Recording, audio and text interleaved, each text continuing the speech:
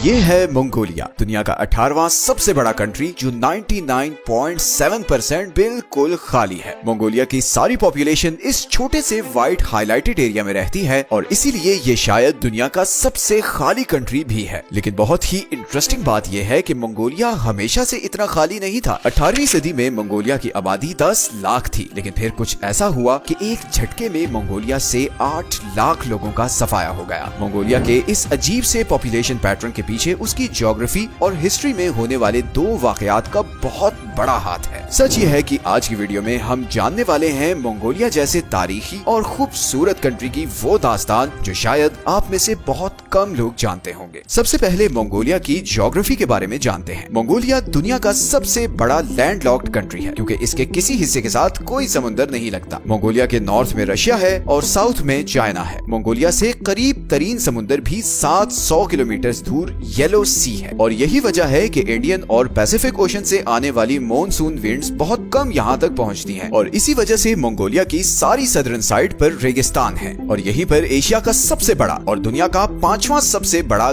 Gobi desert भी है। ये रेगिस्तान अपने आप में एक बहुत बड़ी मिस्ट्री है। यहाँ पर एक्सट्रीम मौसम होता है। सर्दियों में टेम्परेचर -38 डिग्रीज तक गिर जाता है और गर्मियों में 42 डिग्रीज तक पहुँच जाता है। यही गोबी डेजर्ट मंगोल एम्पायर का स्ट्रेटेजिक सेंटर भी रहा है। चंगेज खान की सारी मिलिट्री कैंपेन्स इसी रेगिस्तान से बाकी दुनिया को जाती थी और इन्हीं टफ कंडीशंस की वजह से मंगोल वॉरियर्स दुनिया में सबसे टफ और खूनख्वार माने जाते थे। गोबी डेजर्ट के बारे में ये भी मिथ मशहूर है कि चंगेज खान इसी डेजर्ट में कहीं दफन है। इस सदर्न साइड के खुश्क होने की एक बहुत बड़ी वजह ये भी है कि मंगोलिया हर तरफ से बहुत ऊंची माउंटेन रेंजेस में घिरा हुआ है। इधर साउथ में हिमालयाज और फिर ये कुनलन माउंटेन रेंज है जो इस तरफ से आने वाली बारिश की हवाओं को रोकती है। इसी तरह वेस्टर्न साइड पर एल्टाई माउंटेन रेंज है जो वेस्टर्न साइड से आने वाले बादलों को रोकती है। तो अब होता यह है कि सदर्न और वेस्टर्न साइड से आने वाली हवाएं इन ऊंचे पहाड़ों पर ही बारिश बरसाती हैं और मंगोलिया की वेस्टर्न और सदर्न साइड पर बस खुश्क और ठंडी हवा ही पहुंचती है और इसीलिए ये जो वेस्टर्न और सदर्न मंगोलिया है ये रहने के काबिल ही नहीं है और हमेशा से ये ऐसे ही खाली रहा है। अब आते हैं नॉर्दर्न साइड की तरफ। यहाँ पर 3 माउंटेन रेंजेस हैं। एक है खौफ्सगोल माउंटेन रेंज, उसके नीचे है खानगाई माउंटेन रेंज और फिर ईस्टर्न साइड पे है खेंटी माउंटेन रेंज और ये तीनों माउंटेन रेंजेस मिलकर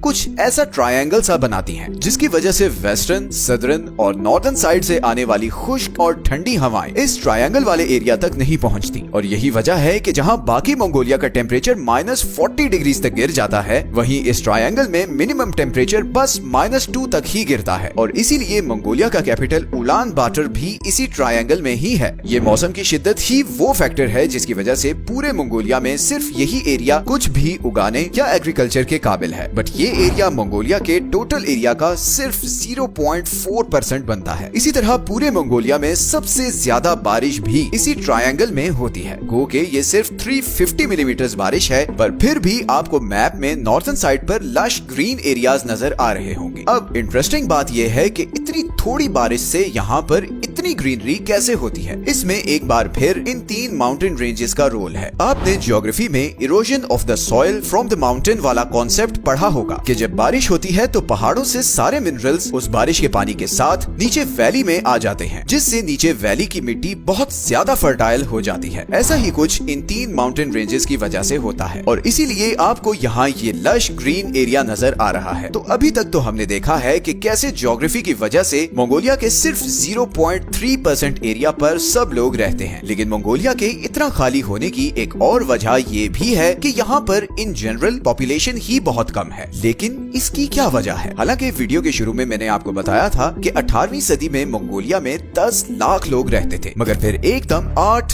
लाख लोग मतलब मंगोलिया की 80% पॉपुलेशन खत्म हो गई और सिर्फ 2 लाख लोग बच गए और तब से लेकर आज तक मंगोलिया की पॉपुलेशन ग्रोथ वो रेट अचीव नहीं कर सकी जो 18th सेंचुरी में था। तो आखिर ऐसा हुआ क्या था 18वीं सदी में? ये कहानी शुरू होती है साल 1200 से जब मंगोलिया कुछ ऐसा दिखता था और यहाँ पर चंगेज खान का राज था और ये राज पैसिफिक से कैस्पियन सी और रशिया से लेकर तिब्बत तक फैला हुआ था। लेकिन फिर चंगेज खान के मरने के बाद ये पूरी मंगोल एम्पायर छोटे छोटे पार्ट्स में बट गई। अब मंगोल्स बरसों वॉर्स और खून खराबा करके थक चुके थे और वो अमन की तलाश में थे और ये वही टाइम था जब बुद्धिज्म इधर इंडिया से फैलता हुआ इधर सेंट्रल एशिया तक पहुंच चुका था। बहुत सी मंगोल एम्पायर्स बुद्धिज्म से इम्प्रेस होकर उसे इम्ब्रेस करती गयी। आज का मंगोलिया जो उस वक्त जंघार डिनेस्टी के कंट्रोल में था, वहाँ भी बुद्धिज्म तेजी से फैलने लगा और ऐसे ही कई 100 साल गुजर गए। फिर 1636 में इधर north eastern Chinese province Manchuria में चिंग डिनेस्टी की शुरुआत हुई। चिंग मंगोलों के खून के प्यासे थे क्योंकि बरसों मंगोलों ने उन पर राज किया था और उनकी जमीन भी हथियाई थी। अगले सिर्फ 50 सालों में ये चिंग डिनेस्टी नॉर्दर्न चाइना और सदर्न मंगोलिया को कॉन्कर करते हुए इधर जंघार डिनेस्टी के बॉर्डर तक पहुंच गई। जंघार डिनेस्टी इस वॉर के लिए रेडी नहीं थी क्योंकि इतने साल बुद्धिस्ट आइडियोलॉजी में गुजारने के बाद वो किसी भी वॉर के लिए रेडी नहीं थे और इसीलिए 1755 से 1757 के बीच चिंग डिनेस्टी ने जंघार डिनेस्टी को लगातार वॉर्स में शिकस्त दी और 8 लाख लोगों को मार डाला। इस वाक़ये को आज भी जंघार जेनोसाइड के नाम से जाना जाता है। इसके बाद मंगोलिया पहले चिंग डिनेस्टी और फिर सोवियत यूनियन के कंट्रोल में रहा, मगर उसकी पॉपुलेशन ग्रोथ दोबारा कभी रिकवर नहीं कर सकी और जाहिर है इसकी एक वजह तो 8 लाख लोगों का मारा जाना था और दूसरी वजह थी बुद्धिज्म। मंगोलों में बुद्धिज्म अडॉप्ट करने का सबसे बड़ा नुकसान ये हुआ कि हर 3 में से एक मर्द मंक बन जाता था और वो सारी जिंदगी शादी नहीं करता था। गो के सोवियत यूनियन ने बहुत सी पॉलिसी से इस बर्थ रेट को बढ़ाने की बहुत कोशिश की और वो बहुत हद तक कामयाब भी हो गया। शादीशुदा कपल्स को कैश फंड और कुछ केसेस में तो घर भी दिए जाते थे और इसी वजह से वर्ल्ड वॉर 2 के बाद से मंगोलिया में बर्थ रेट लगातार बढ़ता गया है। लेकिन फिर भी मंगोलिया को जो घाव 18th सेंचुरी में लगा था